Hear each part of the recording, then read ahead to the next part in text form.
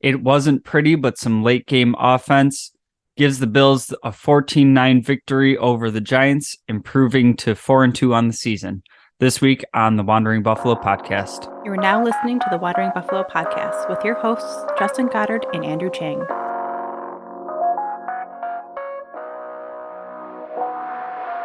Bills Mafia, welcome into another episode of the Wandering Buffalo podcast. My name is Justin, and I am your host.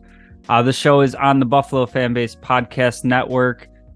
Great shows every day of the week coming out. So if you made it this far, you found this episode, make sure you check out some of the other podcasters on the network. Tons of great stuff coming out. Mafia, we got a game to talk about, and this game was more stressful than I would have liked it to be. And honestly, going into this game, the Bills were giant favorites. I think it was something like a 15-point favorite. And, you know, that made sense for a lot of reasons, right? Giants line is all kinds of banged up. Their starting quarterback is out. Tyrod's in. Just all kinds of things. And honestly, when I first saw this line come out, I didn't expect this game to be that kind of blowout. I thought it could get there. But I thought there's just kind of too much familiarity going on with this game for it to be like an absolute beatdown. You obviously have Daboll coaching the Giants. You know, who better to put together a game plan to stop Josh Allen than the guy who helped develop Allen, right? Kind of knows him in and out and really what he likes to do, what they can do to slow him down.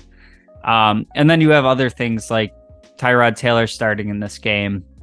I don't necessarily think Tyrod Taylor is a better quarterback than Daniel Jones.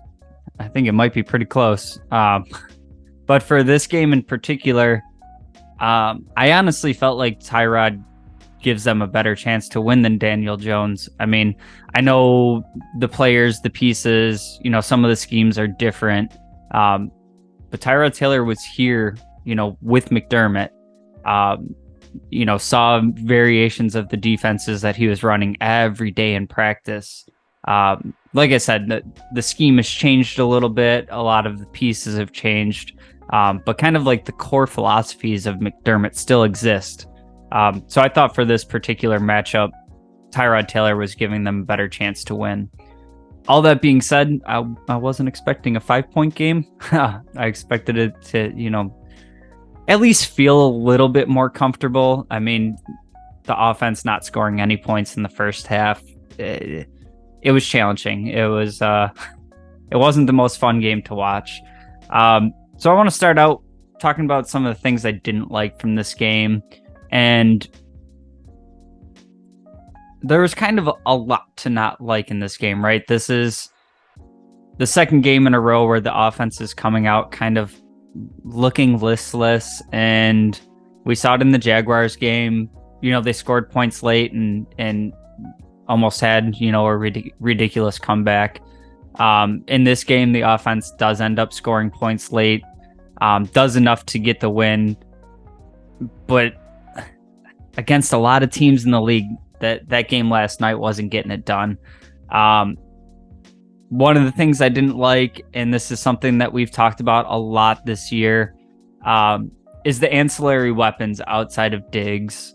And, you know, I've seen kind of this like stat comparison from this year to last year, you know, pretty much saying like swap out some of the players in their production for a different player. Basically, the offense is kind of on track from where it was last season. And cool, that's great and all. But to me, this kind of feels a lot like last season, where we just have like these explosive games where we just absolutely beat somebody down. And then we have games where nothing's doing and nothing outside of Diggs is working. And we saw that last year. You know, that was good enough to win a bunch of games. That was good enough to get us to the playoffs and win some games. But at the end of the day, it wasn't enough to get it done. And I'm seeing much more of the same this year. Just kind of outside Diggs. I mean, the next closest closest person you have to Diggs, even in terms of just straight receptions, was Gabe Davis. Diggs has 16 targets, 10 catches, and then Davis is next with 3 receptions for 21 yards. One of those, he gets some run after catch and it ends up being a fumble. Another thing I didn't like in this game.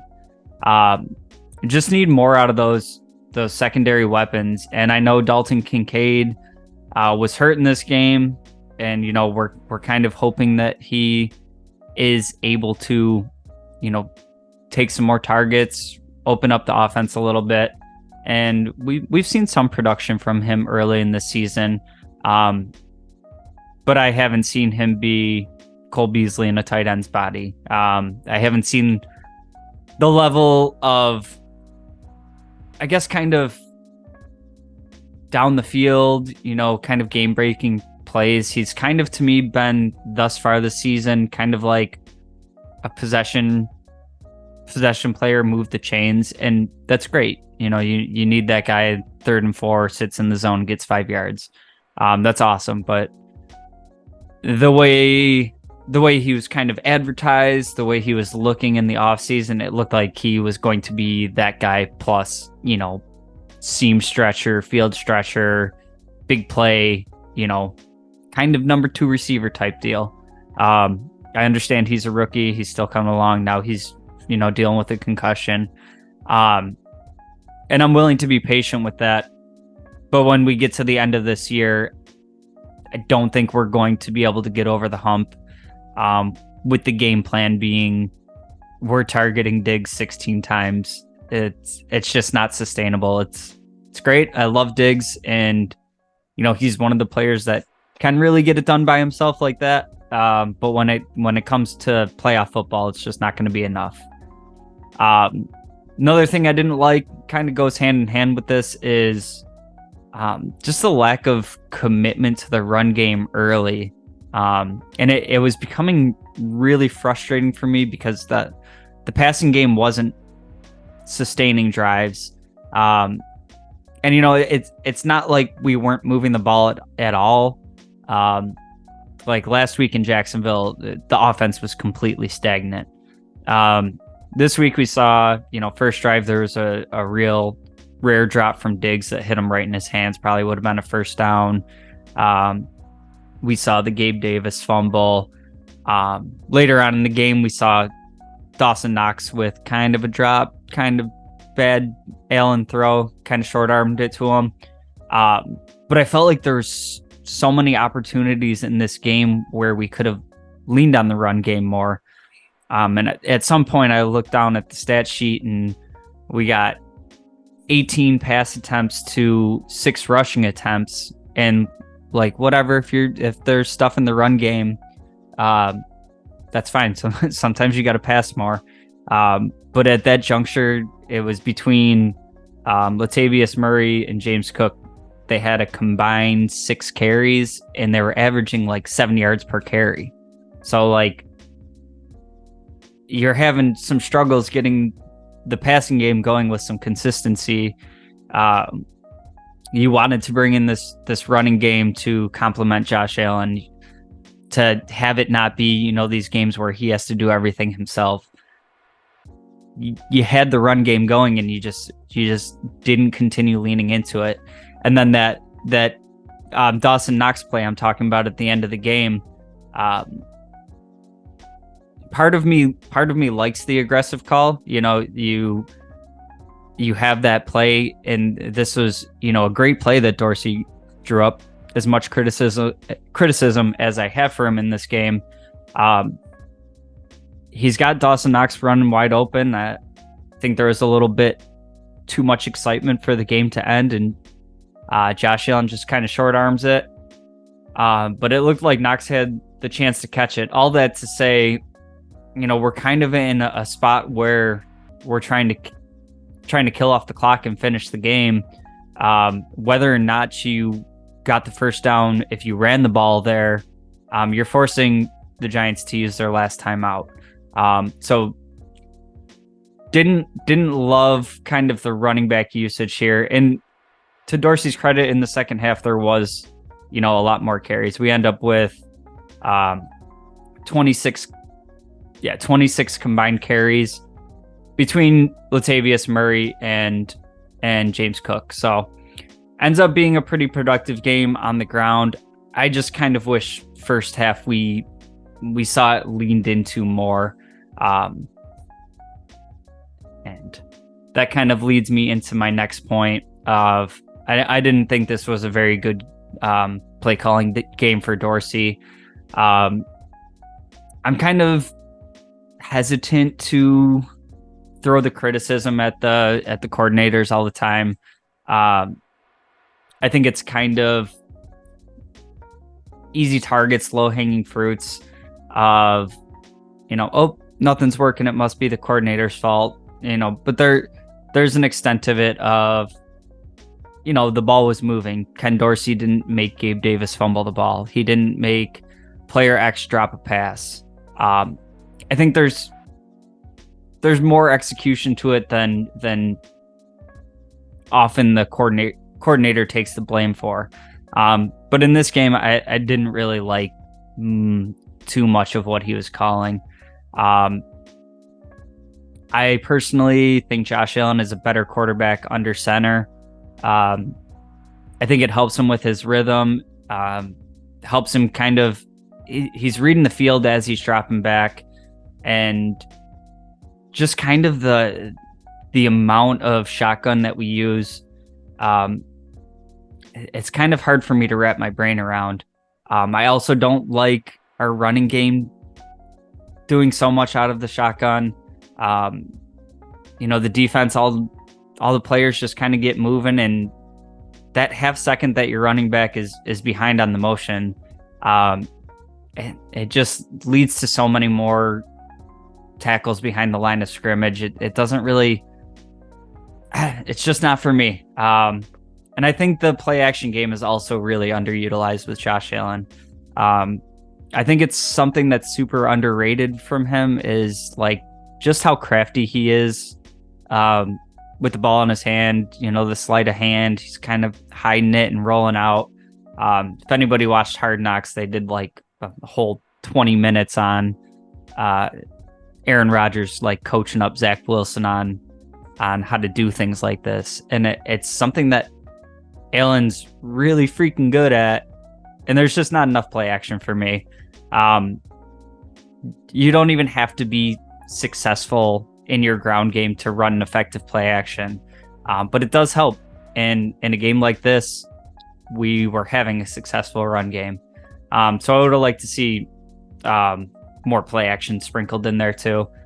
I will say, to Dorsey's credit, the touchdown drawn up for Hardy, it's kind of a play that we've seen the wrinkles kind of sprinkled in, used in different ways. Haven't seen a ton of success on it, but that was a beautiful play. You get Diggs kind of in there as a distraction, and he's been torching the Giants all game. So they bite right on that, and Hardy pretty much walks into the end zone. So I like that. There's going to be some other things that I liked about in this game. We're going to talk about that on the other side of the break. Stick around. Hey, this is Brother Bill. Now back to the show. Bills Mafia, welcome back in, and thank you again for joining me on this week's episode of the Wandering Buffalo podcast. If you've made it this far, do ask a favor that you like, share, subscribe, tell a friend about the show. It really helps us keep this going. I want to dive right back in and talk about things that I liked from this game. And the most important thing that I can say that I liked from this game is that we won. You hear all kinds of like sports cliches about, oh, we're not going to care about how it happened in January. Win's a win. And while all of that is, played to death, it also happens to be played to death because it's very true.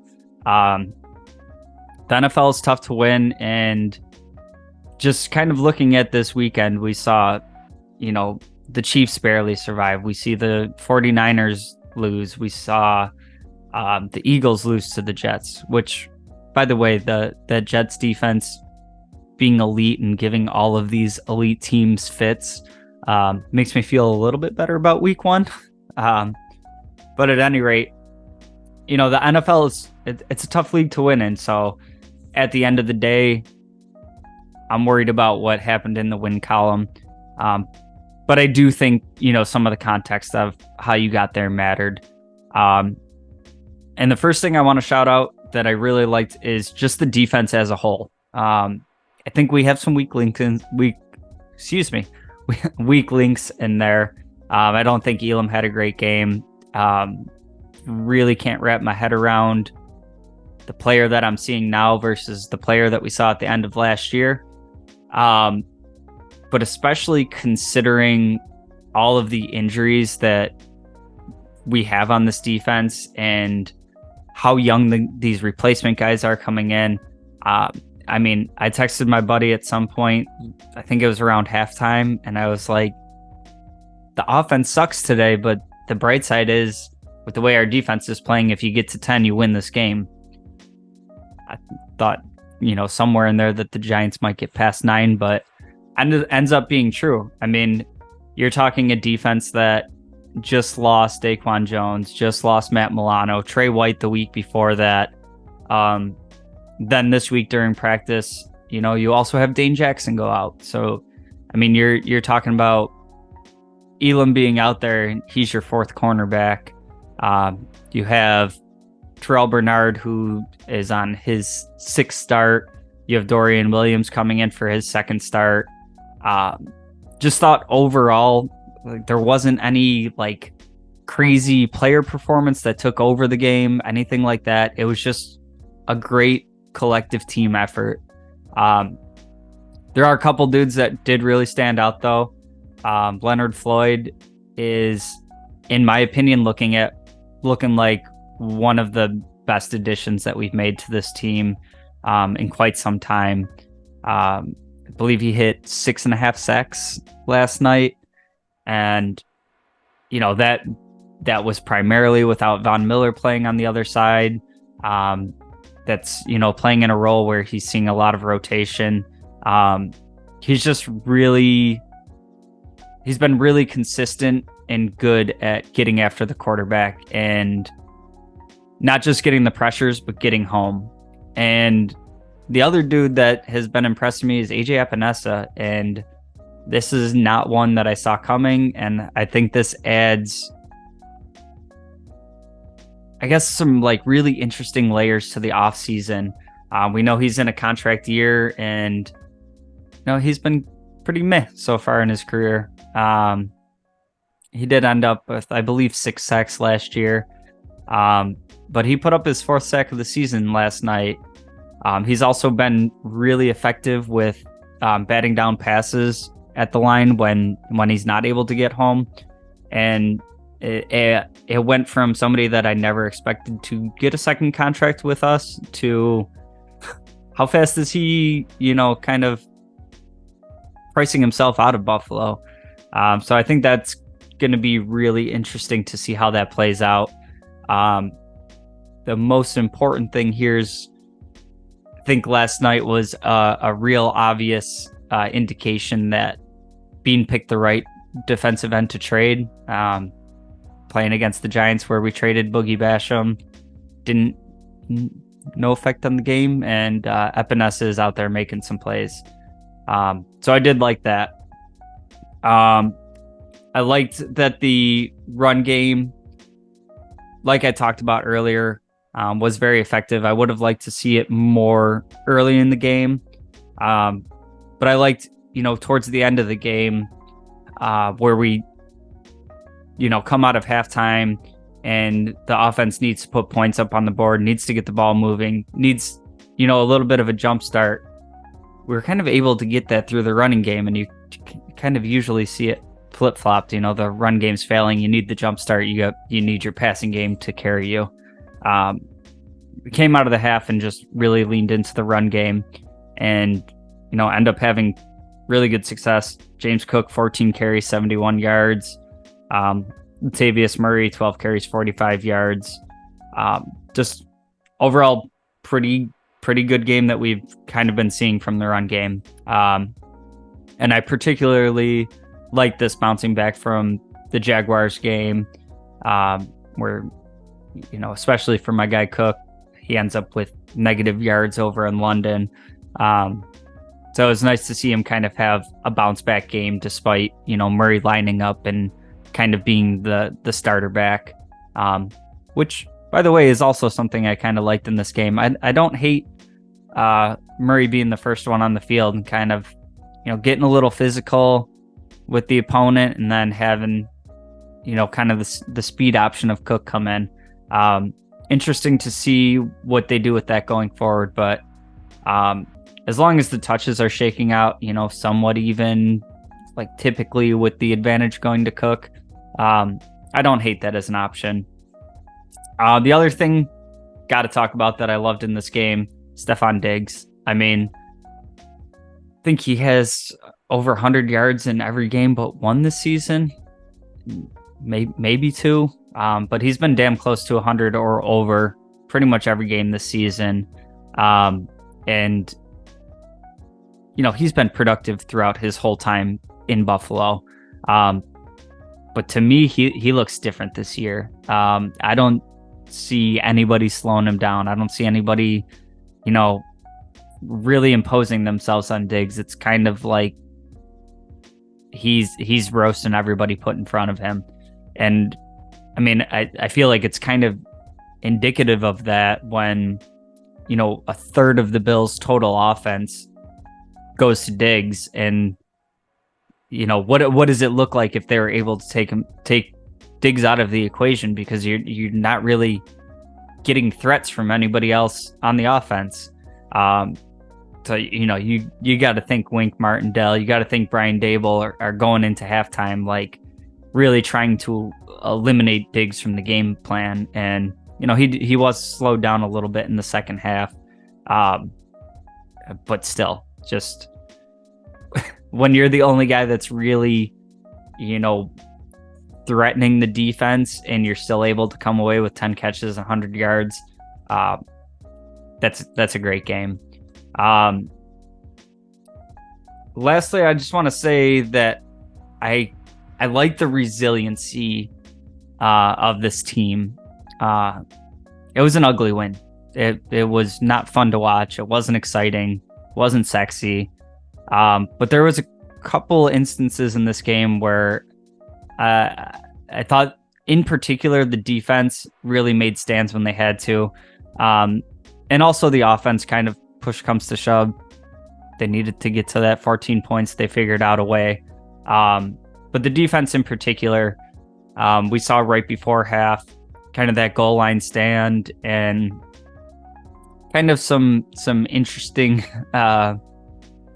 couple plays there from Tyrod Taylor. Ends up, scrambling in the red zone with, time winding. And then, right at the goal line, he checks into a run play, and, the defense makes a stand there and ends up being, the clock runs out. They don't even get the field goal attempt, which, everything else equal, completely changes the complexity of this game.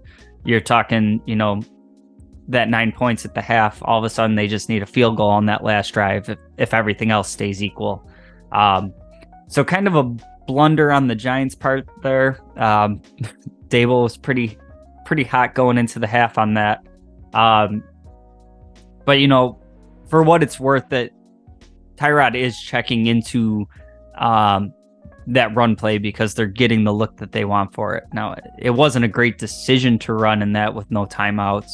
But for what it's worth, he checked into that play because he thought that they could run and score, and the Bills make a goal line stand. So I thought that was impressive.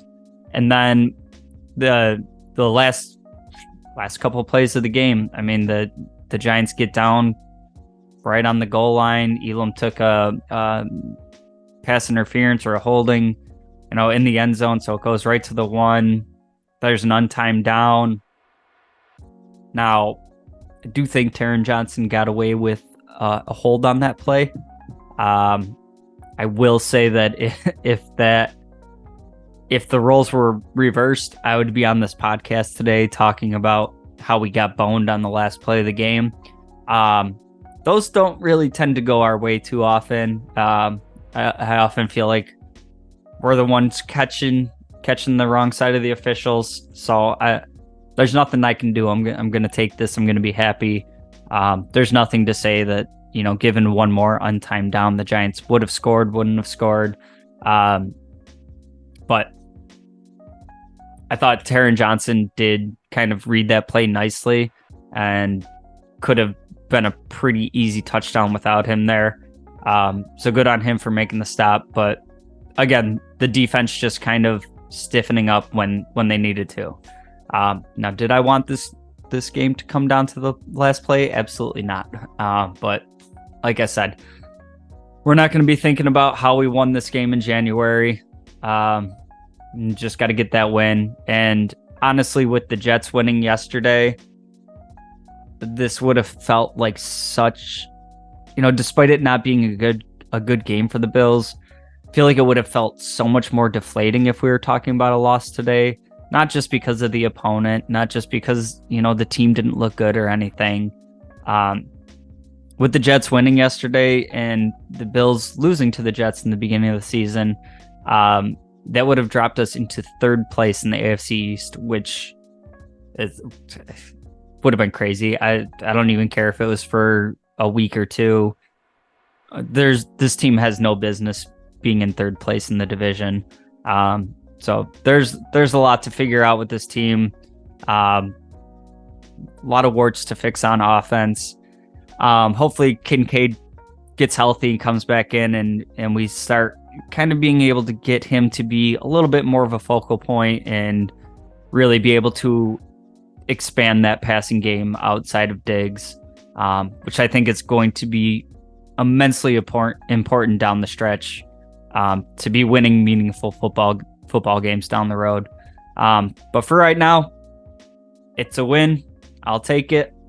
We're going to be looking ahead to next week. We're taking on the Patriots, who stink this year. But this is another game where I think it's going to be a much more difficult game than anticipated. And who knows, maybe Josh Allen comes out and has another perfect game against the Patriots and it's an absolute boat race. I would love to see that.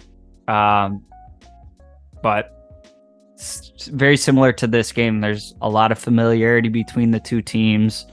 Bill Belichick has seen Josh Allen quite a number of times at this point. And for what it's worth, for the most part, since Allen's gotten here and Tom Brady went away, the Bills have kind of had their way with the Patriots. Hopefully that continues. And what I'm looking forward to most in this game is kind of seeing some of these younger guys on defense getting more time on task. Terrell Bernard has been fantastic since coming into this starting lineup. And Dorian Williams, I thought, looked pretty good yesterday. Obviously has some massive shoes to fill for Milano, but all things considered, I thought he, in his, we'll call it 2 starts now, I thought the first one he was kind of playing like so fast and free that sometimes he was over pursuing plays or, just missing at full speed. Thought he still had some, road bumps in this game. But I like that he's playing fast and free, and he looks like he can be an adequate starter that we won't lose because of. Hopefully still we get to see Milano miraculously return this season for a playoff run, but I feel a lot better about getting by without him now, having seen Dorian Williams for a couple games, than I did, the moment that he went out. So a lot to look forward to this season. Enjoy this win as best you can. I know it wasn't fun, but try to keep in context how bad our team was for how long. And, even when it's not a sexy win, it's a win that we were able to get. So that's going to wrap it up for today's episode. Thank you for joining me. Like I said, make sure you like, share, subscribe. That really helps us out. And take a second to check out the website, thewanderingbuff.com. Jake's done great work on the website. Got some sweet t-shirt designs. We got some articles we've written. We have this Wandering Buffalo breast cancer awareness shirt that we kind of put together. Obviously something that I'm going through very personally with my wife. But there's so many people affected by cancer. So the proceeds from any of these shirts that we sell, we're going to be donating to the American Cancer Association. So anything you can do helps out. Appreciate you joining me tonight, and we will see you next week after hopefully we take down the Patriots. As always, go Bills.